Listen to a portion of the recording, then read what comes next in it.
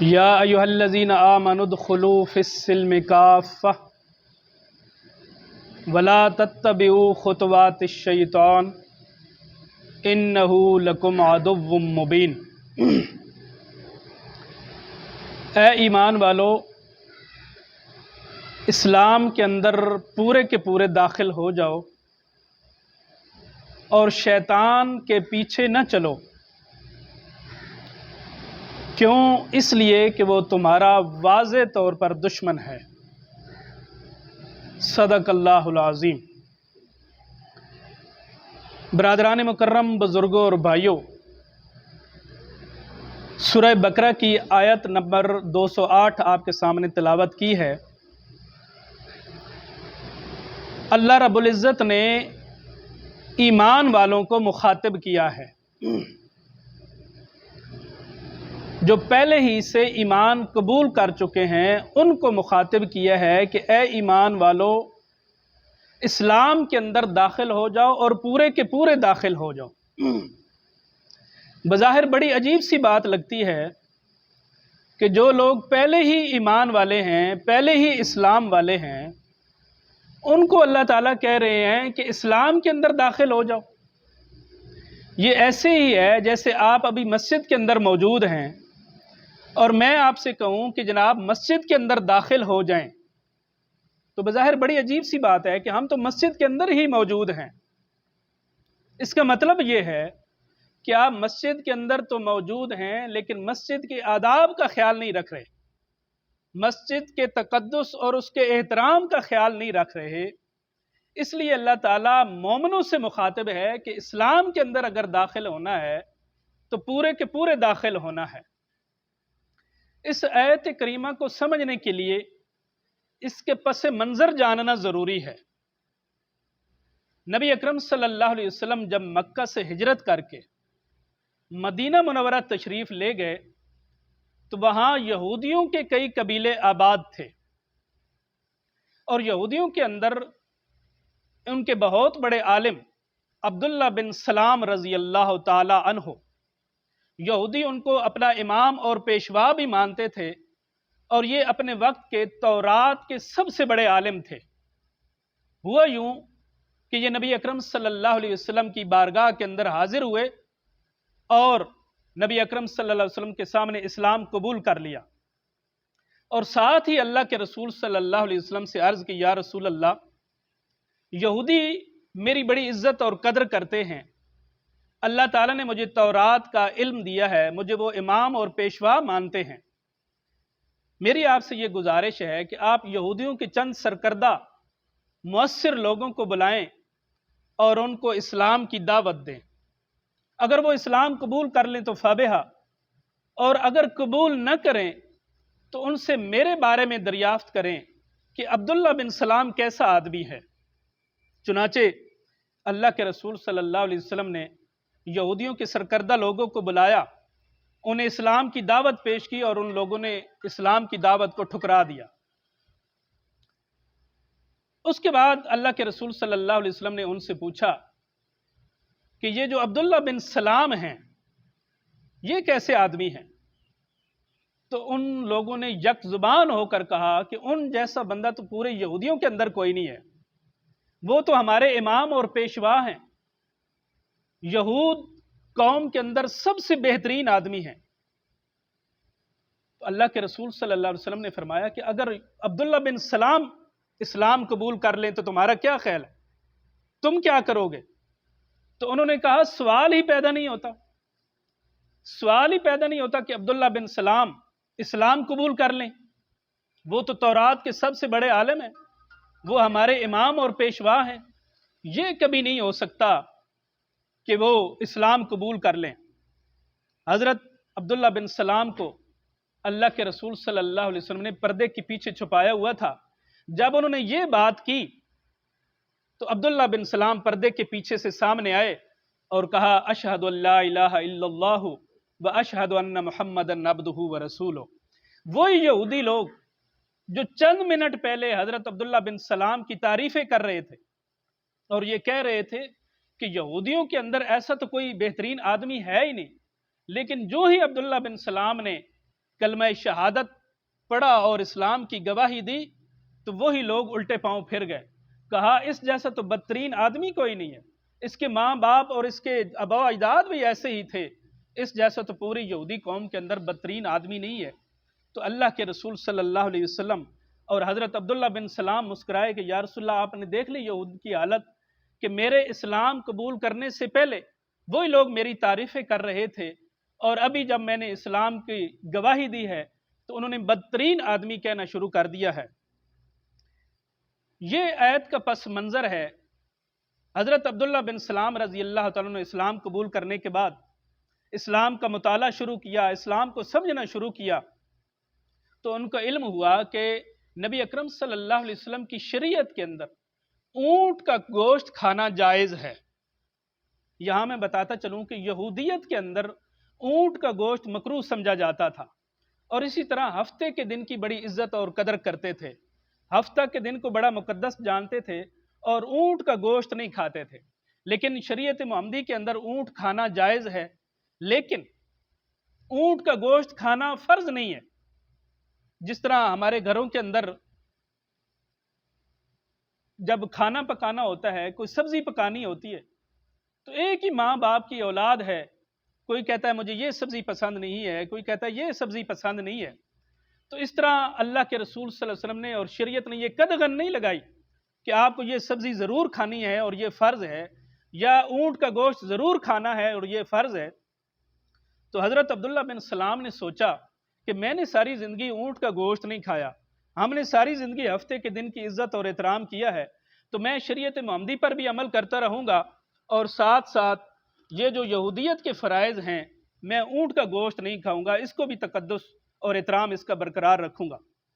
جب اللہ کے رسول صلی اللہ علیہ وسلم کو آپ صلی اللہ علیہ وسلم سے جب اجازت چاہی کہ یا رسول اللہ میں بیک وقت شریعت محمدی پر بھی عمل کر سکتا ہوں اور شریعت موسوی پر بھی عمل کر سکتا ہوں، تو اس وقت یہ آیت کریمہ نازل ہوئی، یا ایھا الذین آمنوا ادخلوا فی السلم کافہ ولا تتبعوا خطوات الشیطان انہ لکم عدو مبین.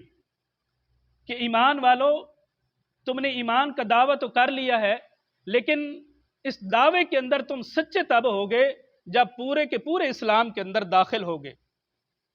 جب نبی اکرم صلی اللہ علیہ وسلم نے مکہ سے مدینہ ہجرت کی تو یہودی 10ویں محرم کو روزہ رکھتے تھے، یوم عاشورہ کا روزہ رکھتے تھے. تو اللہ کے رسول صلی اللہ علیہ وسلم نے پوچھا یہ روزہ کیوں رکھتے ہیں؟ تو انہوں نے کہا کہ موسیٰ علیہ السلام کی قوم کو فرعون کی قوم سے جب نجات ملی تھی تو یہی یوم عاشورہ تھا، تو ہم اسی خوشی کے اندر یہ روزہ رکھتے ہیں. تو اللہ کے رسول صلی اللہ علیہ وسلم نے فرمایا کہ اس روزے کے حقدار تو ہم زیادہ ہیں. چنانچہ آپ صلی اللہ علیہ وسلم نے اپنے صحابہ کو 10ویں کا روزہ رکھنے کی تاکید فرمائی، اور ساتھ یہ بھی فرمایا کہ ہاں 10ویں کے ساتھ یا 9 محرم کا روزہ رکھو یا 11 محرم کا روزہ رکھو، تاکہ یہودیوں کے ساتھ مشابہت نہ ہو. اسی طرح یہود جو تھے وہ امامہ باندھتے تھے، سر کے اوپر پگڑی باندھتے تھے، لیکن ان کا طریقہ یہ تھا کہ سائیڈوں پر باندھتے تھے اور درمیان میں خالی جگہ چھوڑ دیتے تھے. اللہ کے رسول صلی اللہ علیہ وسلم نے بھی امامہ باندھنے کا حکم دیا، صحابہ کو ترغیب دی، لیکن یہود کی مخالفت کے لیے آپ صلی اللہ علیہ وسلم نے فرمایا کہ امامہ باندھنے سے پہلے نیچے ٹوپی پہنے اور اس کے بعد امامہ پہنے. اسی طرح نبی اکرم صلی اللہ علیہ وسلم کے پاس کسریٰ کے چند سفیر آئے، چند قاصد آئے، اور انہوں نے داڑیاں منڈا رکھی تھی. تو اللہ کے رسول صلی اللہ علیہ وسلم نے ان کی طرف سے اپنا چہرہ پھیر لیا اور کہا کہ یہ تمہیں کس نے حکم دیا ہے؟ تو انہوں نے کہا کہ ہمارے رب نے، ہمارے خدا نے، یعنی ہمارے بادشاہ نے حکم دیا ہے. تو نبی اکرم صلی اللہ علیہ وسلم نے فرمایا کہ تمہارے جھوٹے خدا نے تمہیں داڑیاں منڈانے کا اگر حکم دیا ہے تو میرے سچے رب نے مجھے داڑھی بڑھانے کا حکم دیا ہے. اللہ کے رسول صلی اللہ علیہ وسلم نے، آپ جانتے ہیں کہ جب سورج طلوع ہوتا ہے اور سورج جب عین سر پہ آ جاتا ہے اور جب سورج غروب ہوتا ہے تو ان 3 اوقات میں نماز پڑھنے سے منع فرمایا ہے. اس کی وجہ کیا ہے کہ یہ جو آتش پرست تھے یہ ان 3 اوقات میں عبادت کرتے تھے تاکہ ان آتش پرستوں کے ساتھ سچے رب کی عبادت کرنے والوں کی مشابہت نہ ہو جائے. یہ قرآن کے اندر آتا ہے ورکعوا مَعَ رکوع کرو رکوع کرنے والوں کے ساتھ۔ سوال پیدا ہوتا ہے کہ اللہ نے یہ کیوں نہیں فرمایا کہ سجدہ کرو سجدہ کرنے والوں کے ساتھ؟ اس کی وجہ یہ ہے کہ یہود جو نماز ادا کرتے تھے اس میں رکوع نہیں تھا۔ جو مسلمانوں کے لیے شریعت نازل ہوئی، نبی اکرم صلی اللہ علیہ وسلم کی شریعت میں جو نماز فرض کی گئی اس کے اندر رکوع بھی رکھا گیا اور یہودیوں کے ساتھ مشابہت سے اجتناب کیا گیا۔ آپ ذرا غور فرمائیں کہ جو اسلام کھانے پینے کے اندر یہودیوں سے مشابہت کی اجازت نہیں دیتا، جو اسلام روزہ رکھنے میں یہودیوں سے مشابہت کی اجازت نہیں دیتا، جو اسلام پگڑی باندھنے کے اندر یہودیوں اور عیسائیوں سے مشابہت کی اجازت نہیں دیتا، جو اسلام داڑھی کے سٹائل کے اندر یہود و نصارہ کی مخالفت کا حکم دیتا ہے، وہ اسلام یہود و نصارہ کی تہذیب اور تمدن اپنانے کی اجازت دیتا ہے؟ وہ اسلام یہودیوں کی سیاست اپنانے کی اجازت دیتا ہے؟ کیا وہ اسلام یہودیوں کے لائے ہوا سودی نظام اپنانے کی اجازت دیتا ہے؟ کیا وہ اسلام مغربی جمہوریت کو اپنانے کی اجازت دیتا ہے؟ آپ ذرا غور کریں کہ آج کا اسلام اور آج کے مسلمان کا یہ نظریہ بن چکا ہے کہ ہمارا مذہب تو اسلام ہے، ہم دین اسلام کو مانتے ہیں، بے شک ہماری انفرادی زندگی اسلام کے خلاف ہے، ہمارا مذہب تو اسلام ہے، ہماری اجتماعی زندگی اسلام کے خلاف ہے، لیکن ہمارا مذہب تو اسلام ہے، ہماری معیشت سود پر مبنی ہے، لیکن کیا ہوا؟ ہمارا مذہب تو اسلام ہے، ہماری سیاست جھوٹ پر مبنی ہے، ہماری سیاست مغربی جمہوریت کی پروردہ ہے، لیکن ہمارا مذہب تو اسلام ہے، ہمارا تعلیمی نظام مغرب کا لایا ہوا تعلیمی نظام ہے، لیکن ہمارا مذہب تو اسلام ہے، ہمارے اسلام کو کوئی فرق نہیں پڑتا۔ برادران مکرم، یہ اسی طرح ہے جس طرح ایک زندہ انسان، اس کے ہاتھ پاؤں کاٹ دیے جائیں، اس کا دل، اس کا معدہ، گردہ اور پھیپھڑے وہ بھی نکال دیے جائیں، اس کا کھوپڑی کے اندر جو دماغ ہے اس کو بھی ڈیمیج کر دیا جائے، آپ کا کیا خیال ہے کہ صرف سینے کے اندر جو دھڑکتا ہوا دل ہے اس کے ساتھ انسان زندہ رہ سکے گا؟ اگر زندہ رہ بھی جائے تو کیا وہ کسی کام کا ہے؟ کسی کام کا نہیں ہے۔ آج مسلمانوں نے اسلام کے ساتھ یہی کیا ہے کہ جو عقائد ہیں وہ اسلام کا دل ہے، اور جو عبادات ہیں وہ اسلام کے ہاتھ، پاؤں، آنکھ اور ناک ہیں، لیکن جو سیاست ہے، جو معیشت ہے، جو معاشرت ہے، جو طرز حکومت ہے، جو طرز عدالت ہے، وہ اس جسم کے پھیپھڑے، گردے ہیں، وہ معدہ اور جگر ہے۔ آج آپ اپنے معاشرے پر نظر دوڑائیں کہ عقائد کے اوپر ہم صرف اسلام چلا رہے ہیں اور چند ٹوٹی پھوٹی عبادات ہیں، اور ان عبادات کے اندر بھی صرف 5% مسلمان شامل ہیں۔ آپ اپنے معاشرے کے اندر نظر دوڑائیں، کتنے فیصد لوگ ہیں جو نماز پڑھتے ہیں؟ نماز، روزہ، حج اور عمرہ اور زکوٰۃ یہ اسلام کے ہاتھ اور پاؤں ہیں۔ اگر 5% لوگ نماز پڑھتے ہیں، حج اور عمرہ کرتے ہیں، یہ زکوٰۃ دیتے ہیں، تو اس کا مطلب ہے کہ اسلام کے ہاتھ پاؤں بھی ہم لوگوں نے توڑ دیے ہیں۔ صرف دل ہے جو آہستہ آہستہ دھڑک رہا ہے، لیکن عقائد کے اندر بھی چونکہ ملاوٹ ہے، اس لیے اسلام کو جو دل ہے اس کے بھی کئی والو ہم لوگوں نے بند کر دیے ہوئے ہیں۔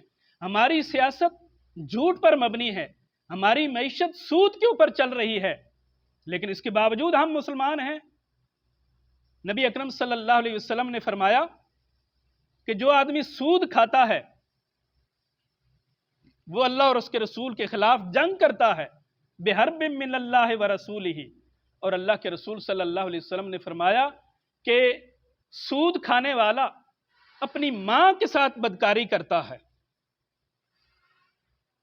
ایک آدمی کے بارے میں ہمیں علم ہو جائے کہ یہ زانی آدمی ہے تو محفل کے اندر اس کا نام لینا گوارا نہیں کیا جاتا، لیکن ہم بحیثیت مجموعی، بحیثیت قوم سودی نظام کے اندر لت پت ہو چکے ہیں۔ سودی نظام کے اوپر ہماری معیشت چل رہی ہے، حرام نظام کے اوپر اور غیر اسلامی نظام کے اندر ہم زندگی گزار رہے ہیں، اور ہم سمجھتے ہیں کہ ہماری چند نمازیں ہمیں بچا لیں گی۔ حضرات گرامی، نبی اکرم صلی اللہ علیہ وسلم کی بعثت کا مقصد اللہ تعالیٰ نے قرآن کے اندر بتا دیا ہے۔ هُوَ الَّذِي أَرْسَلَ رَسُولَهُ बिलहुदा वदीनिल हक़्क़ि लियुज़हिरहु अलद्दीनि कुल्लिहि वलौ करिहल मुशरिकून। मैंने अपना पैगंबर भेजा ही इसीलिए है कि इस दीन इस्लाम को दुनिया के तमाम दीनों के ऊपर गालिब कर दे, इस दीन इस्लाम को इस धरती के ऊपर नाफिज कर दे, चाहे मुशरिकों कितना ही नागवार गुजरे। इसका मतलब यह है कि इस्लाम का नफाज जो है वो मुशरिकों को नागवार है। और दूसरा इसका मतलब यह है कि जो लोग इस्लाम का निज़ाम नाफिज नहीं होने देते वो लोग मुशरिक हैं, वो लोग शिरक करते हैं कि अल्लाह के आकाम के अंदर शिरक करते हैं, अल्लाह ताला की ज़ात के अंदर शिरक करते हैं, अल्लाह ताला की सिफात के अंदर शिरक करते हैं। ये कैसा शिरक है? सूरह मादा के अंदर अल्लाह ताला ने फरमाया वमन लम यहकुम बिमा अंज़लल्लाहु फउलाइका हुमुल काफिरून वमन लम यहकुम बिमा अंज़लल्लाहु फउलाइका हुमुज़ ज़ालिमून वमन लम यहकुम बिमा अंज़लल्लाहु फउलाइका हुमुल फासिकून। जो इस कुरान के मुताबिक फैसले नहीं करते वही लोग काफिर हैं, जो लोग इस कुरान के मुताबिक ज़िंदगी के फैसले नहीं करते वही लोग जालिम हैं, और जो लोग इस कुरान के मुताबिक ज़िंदगी के फैसले नहीं करते यही लोग फासिक हैं। आज हमारी अदालतों के अंदर क्या फैसले कुरान और सुन्नत के मुताबिक हो रहे हैं? आज लोगों के चेहरे देखकर फैसले किए जाते हैं, लोगों का स्टेटस देखकर फैसले किए जाते हैं, लेकिन इस्लाम ये चाहता है कि तुम्हारे घर की ज़िंदगी भी दीन के मुताबिक हो, तुम्हारी बाहर की ज़िंदगी भी दीन के मुताबिक हो, तुम्हारी मस्जिद की ज़िंदगी भी दीन के मुताबिक हो, तुम्हारी जो हुकूमत है वो भी दीन के मुताबिक हो, तुम्हारी अदालतें भी दीन के मुताबिक हों, तुम्हारी अदालतों के फैसले भी दीन के मुताबिक हों, तुम्हारी पुलिस भी इस्लाम के ताबे हो, तुम्हारी फ़ौज भी इस्लाम के ताबे हो, तुम्हारा ईवान इक़्तिदार, तुम्हारा ईवान वज़ीर आज़म, तुम्हारा ईवान सदर भी इस्लाम के ताबे हो, हुकूमत जो तुम्हारे ऊपर टैक्स लगाती है वो भी इस्लाम के मुताबिक हो, उस टैक्स को कहाँ खर्च करती है ये भी इस्लाम के मुताबिक हो। लेकिन आज एक रेडी वाले से लेकर ईवान वज़ीर आज़म और ईवान सदर तक ये मुल्क करप्शन के अंदर डूबा हुआ है, करप्शन के अंदर लथपथ है। और इस्लाम का जो पाकीज़ा निज़ाम है, इस्लामी निज़ाम, इसकी बरक़ात क्या हैं कि फ़ारूक आज़म रज़ी अल्लाह तआला अन्हु के दौर के अंदर जब ईरान फ़तह हुआ और साद बिन अबी वक़ास रज़ी अल्लाह तआला अन्हु ने माले गनीमत मदीना में फ़ारूक आज़म रज़ी अल्लाह तआला अन्हु की तरफ रवाना किया, तो 1 महीने का फासला है, उस सामान के अंदर किस्रा के कंगन भी मौजूद हैं। जब सुराका बिन मालिक से कहा था कि ऐ सुराका, वो आपको गिरफ्तार करने गया था, कि वो वक्त कैसा होगा जब तुम्हारे हाथ के अंदर किस्रा के कंगन होंगे, इस काफिले के पास वो किस्रा के कंगन मौजूद हैं, 1 महीने का फासला है, लिस्ट उस सामान की मौजूद है।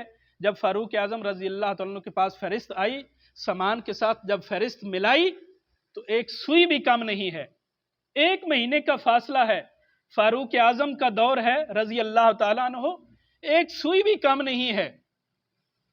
फ़ारूक आज़म ने जब देखा तो आपकी आंखों से आंसू आ गए।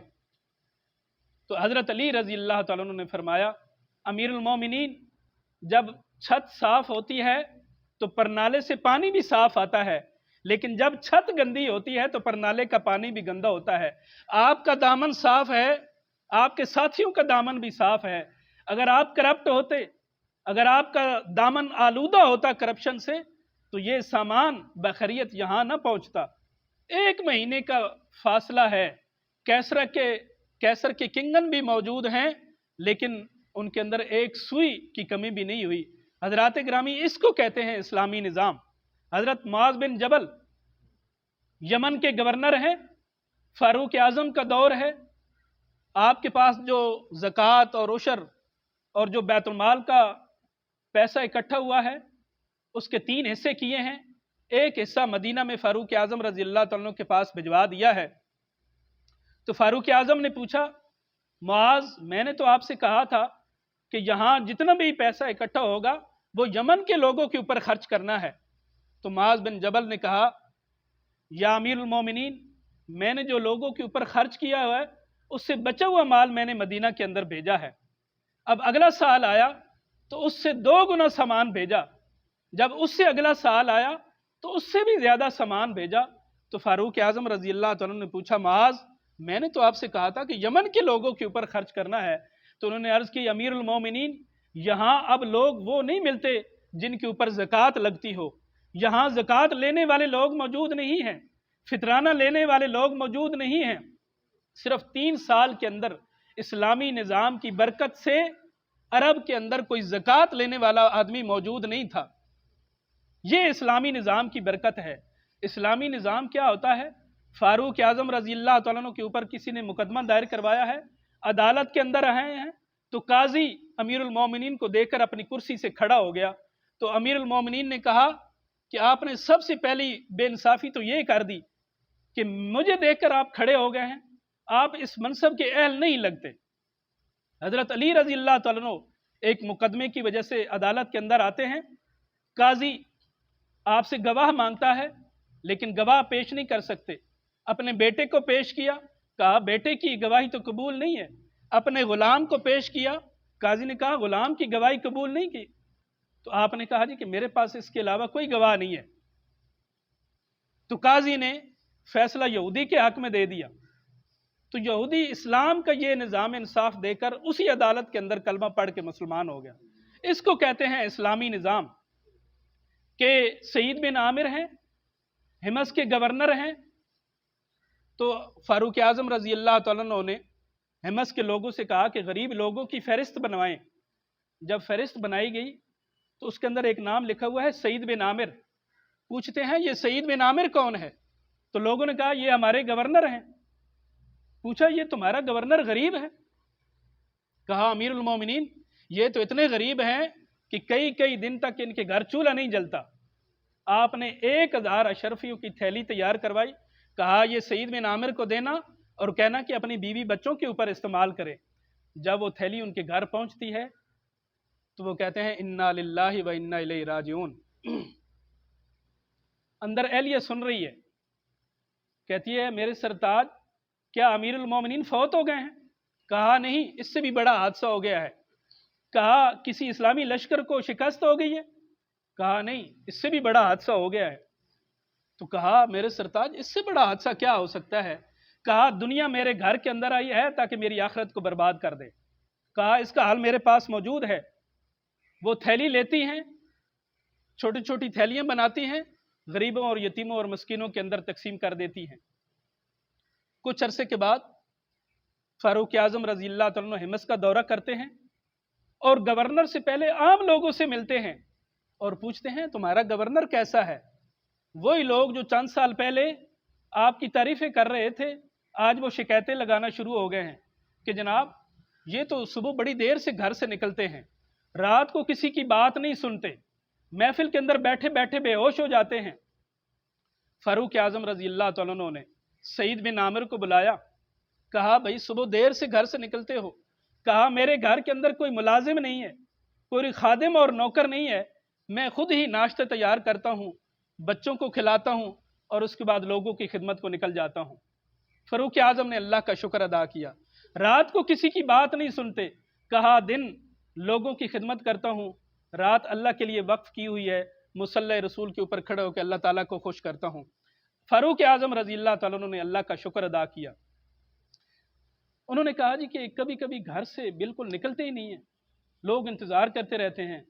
کہا امیر المومنین ایک ہی جوڑا ہے، جب یہ میلا ہو جاتا ہے اس کو دھو کے خشک کرتا ہوں، جب تک خشک نہیں ہوتا گھر میں بیٹھا رہتا ہوں، جب خشک ہو جاتا ہے تو پہن کے لوگوں کی خدمت کے لیے نکل جاتا ہوں۔ امیر المومنین نے اللہ کا شکر ادا کیا۔ آخری بات یہ تھی کہ لوگوں کے اندر بیٹھے ہوتے ہیں، بیٹھے بیٹھے بے ہوش ہو جاتے ہیں۔ پوچھا یہ کیا وجہ ہے؟